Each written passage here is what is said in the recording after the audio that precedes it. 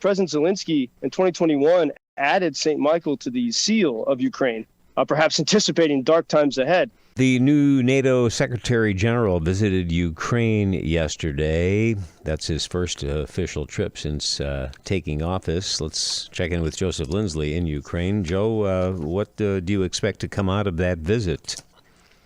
Well, Bob, good afternoon from Kyiv here. And we had, I slept through it last night, but there was a swarm of Russian drones that surrounded the city last night. I was sound asleep. I heard nothing, but it was the air defense seemed to work pretty well. And yes, indeed, the new Secretary General of NATO, former Prime Minister of the Netherlands, is here today. And, it's the message, it is sort of the message that we hear from European leaders that Ukraine needs the permission to strike back, is the continued refrain to hit the places, the Russian bases from which Russia attacks Ukraine all the time.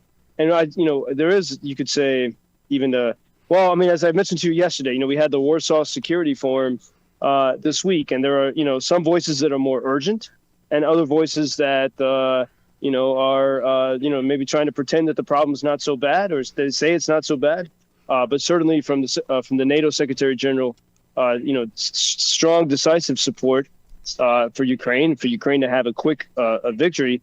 And as we look at the discourse on Ukraine in the United States, from my perspective as an American here, as I stand overlooking the Dnieper River here in Kyiv, it's really hard for me, to process what's happening in the U.S. On the one hand, there's almost like everyone had the same exact message in the world of or among those who support Donald Trump. People were tweeting today, including Trump, including Glenn Beck, a former colleague of mine from my days at Fox News, and many others are tweeting about, $60 billion or $200 billion going to Ukraine. They all have different figures.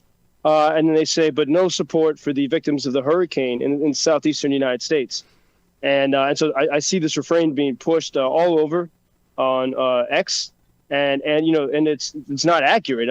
Most of that, as we've said so many times, most of those funds allocated or approved by Congress for, allegedly to help Ukraine go to American defense contractors to buy new weapons for the U.S. And no one has done a proper study of this, but you have to really, if there was no war, if Russia had not launched this war on Ukraine, America is always buying new weapons.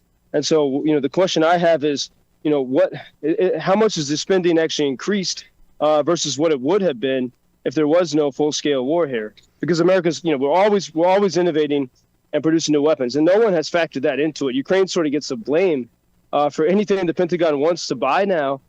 They can blame it on Ukraine, and so Ukraine kind of gets, sort of slapped around not only by Russian missiles, but also by sort of rhetoric, political rhetoric in America. And on the other hand, then you have Vice President Harris. She appeared in Wisconsin with Liz Cheney, actually, daughter of the former Vice President Cheney. And, Kamala Harris said, contrary to Trump, she said Trump would give Ukraine away to Vladimir Putin. And so she's being clear about that. But still, no one has asked Vice President Harris if she will carry on the policy of Joe Biden, which is to restrict Ukraine from hitting back. And, from all the conversations I've had here in Kyiv, especially this week, if that doesn't change, this winter is going to be extremely terrible. The Russians, they know where to hit to hurt the infrastructure. And yet another winter of those types of attacks is going to be absolutely terrible for Ukraine. And there's no one, it seems, who's serious in Washington, in power, who's really addressing this. And the media is not pushing these questions. And yes, we should point out that whatever problems FEMA has getting to all the victims of the terrible hurricane, it has nothing to do with the lack of funds.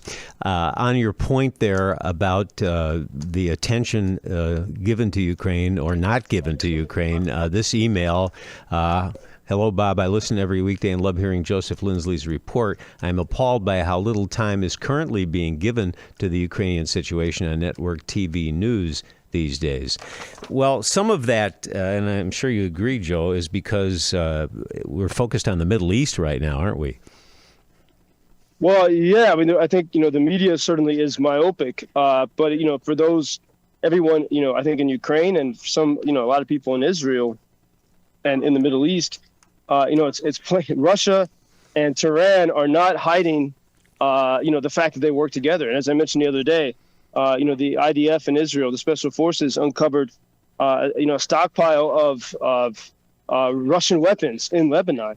And, Russia has, met Putin in the Kremlin. They've invited Hamas to meet in the Kremlin. I mean, they're so obviously working together.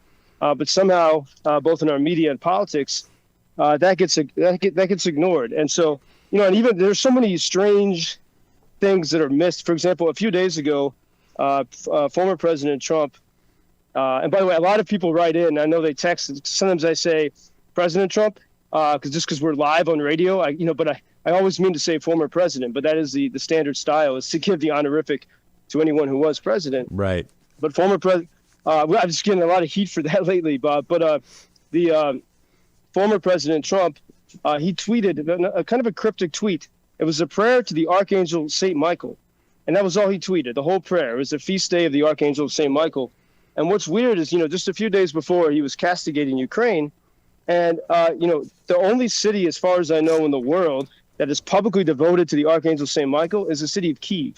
As you walk around the city, there are banners actually saying that fact. And so, so here Trump is making this appeal to St. Michael the Archangel against evil, the forces of evil, and yet at the same time ignoring the only country who actually is really devoted in public, even if at an official level. President Zelensky in 2021 added St. Michael to the seal of Ukraine, perhaps anticipating dark times ahead. And it's just amazing, even on that level, you would think that the story of Ukraine would capture the imagination of so many Americans who, say they love freedom and tradition and these values. And yet, here they are on Twitter today or on X, lying about the money, saying more money is coming here than really is. And so that's, it's really difficult. But I see in the face of this, right now, we've talked about those cultural forces musicians, the soldier musicians who are traveling to America. And they're in the Southeast. Right now, they're in Chattanooga, Tennessee. And so they're meeting with people, refugees from the flooding and from the hurricane. So on a very human level, there's great connections. And in fact, those musicians were at Emory University and the VA in Atlanta the other day. And so they're on a micro level, they're building these strong connections. And actually, they were at the Carter Center a few days ago. It was Jimmy Carter's 100th birthday. And so the Ukrainian soldiers, who a few days ago sang to my grandmother on her birthday, they sang to Jimmy Carter. He couldn't listen live because he's 100 years old. Yeah. But you had these Ukrainian soldiers singing to him. So I think that's what Ukrainians' approach is now, keep building all the connections they can despite the chaos and the noise at the high level of politics.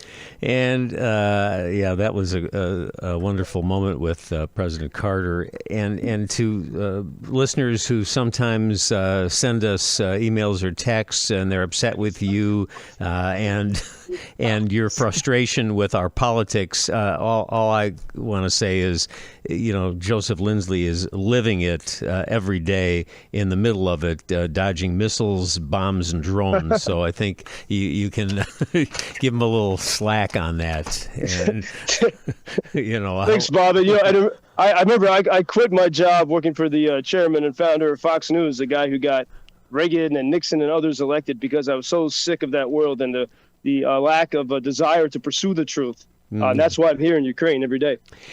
And we'll hope you have a peaceful weekend. Thank you, Joseph. Thank you for introducing Ukraine on your social media pages. That's very important, that much more people can get more information about the situation here and how everybody can help Ukraine to stay stronger and to save all the world. Что он сказал?